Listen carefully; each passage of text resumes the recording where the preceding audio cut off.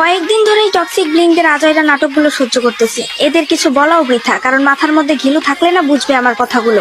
তবুও বলি, কারণ রিয়েলিটিটা সবার জানার দরকার আছে। তারপর মানুক না মানুক সেটা তাদের ব্রেইনলেস মাথার ব্যাপার।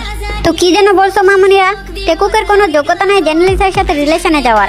আচ্ছা, ব্রেন কি কাজ করা বন্ধ করে দিছে নাকি আপনাদের? না মানে কাদের যোগ্যতা নিয়ে কথা বলতেছেন আপনারা? The most handsome man in the world Kim Taehyung and the record creator Jeon Jungkook.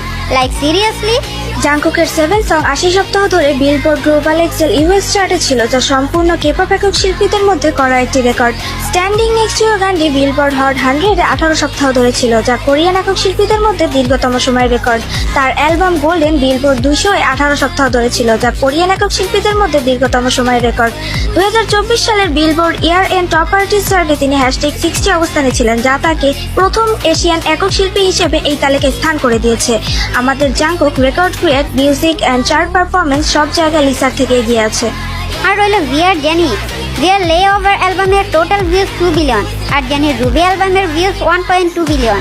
ভিয়ার অ্যালবামের সং মাত্র 6টা, আর জেনির অ্যালবামের সং 15টা। ভিয়ার অ্যালবাম টোটাল সেল হয়েছে 2 বিলিয়ন, আর জেনির 1 বিলিয়ন। জেনি তার সোলো ক্যারিয়ার শুরু করেছে 2018 সাল থেকে, আর ভি তার 2 বছরের সোলো ক্যারিয়ারে জেনি থেকেও বেশি পপুলার।